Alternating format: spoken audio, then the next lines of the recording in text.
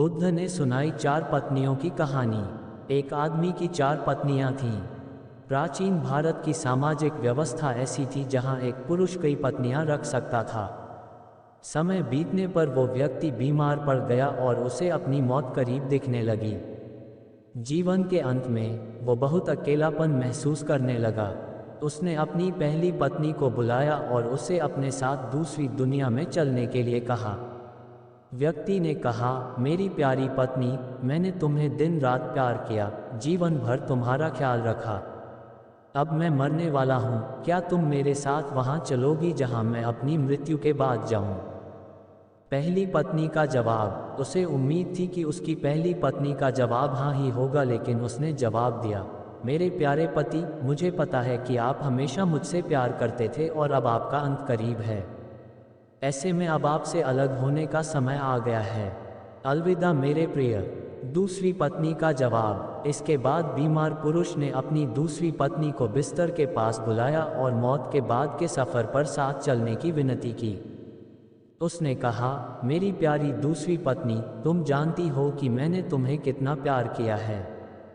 कभी कभी मुझे डर लगता था कि तुम मुझे छोड़ दोगी, लेकिन मैंने तुम्हें दृढ़ता से थामे रखा।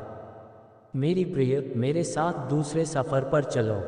दूसरी पत्नी ने जवाब दिया, प्रिय पति, आपकी पहली पत्नी ने आपकी मृत्यु के बाद आपका साथ देने से इनकार कर दिया, तो फिर मैं भला आपके साथ कैसे जा सकती हूँ?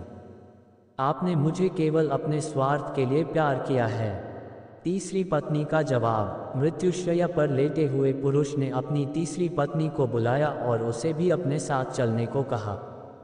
तीसरी पत्नी ने आंखों में आंसू भरकर उत्तर दिया, मेरे प्रिय, मुझे आप पर दया आ रही है और अपने लिए दुख हो रहा है, इसलिए मैं अंतिम संस्कार तक आपके साथ रहूंगी। इस तरह तीसरी पत्नी ने भी उसके साथ चलने से इनकार कर दिया।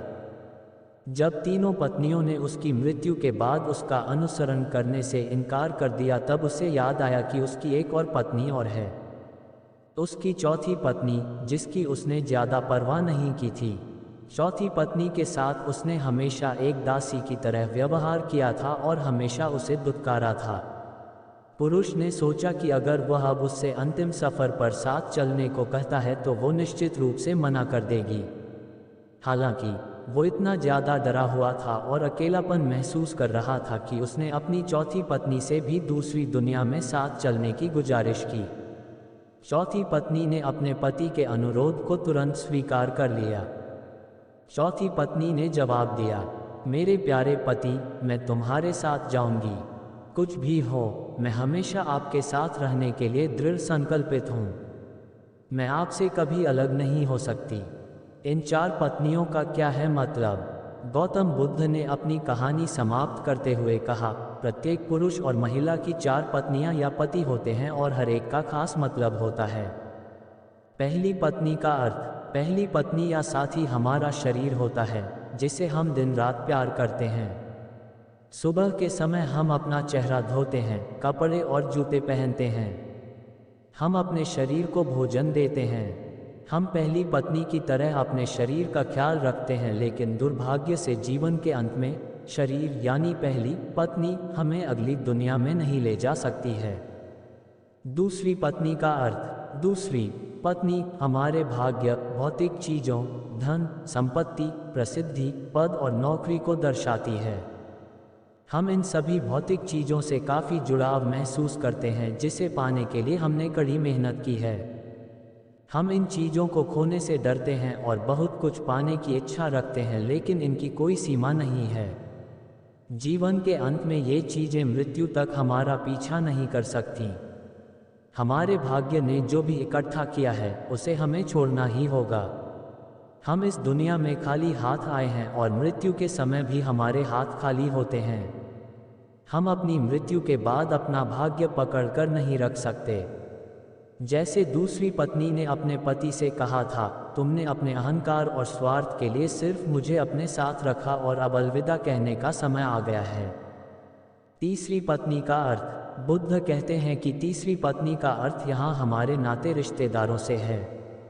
यह हमारे माता पिता, बहन और भाई, सभी रिश्तेदारों, दोस्तों और समाज की तरह है। वो आंखों में आंसू लिए हमारे साथ शमशान घाट तक ही आ सकते हैं। वो हमारे लिए दुखी और उदास रहते हैं। इसलिए हम अपने शरीर, भाग्य और समाज पर निर्भर नहीं रह सकते। हम अकेले आते हैं और अकेले ही इस दुनिया से जाते हैं। मृत्यु के बाद कोई हमारा साथ नहीं दे सकता।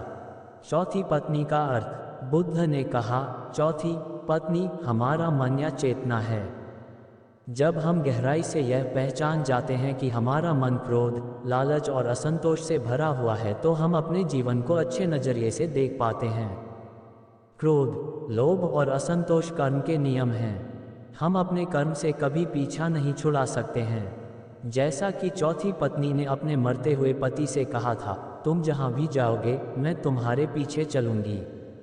दोस्तों, अगर आपको यह कहानी पसंद आई तो हमारे चैनल कहानी संग्रह को सब्सक्राइब करें तथा वीडियो को लाइक और शेयर करें।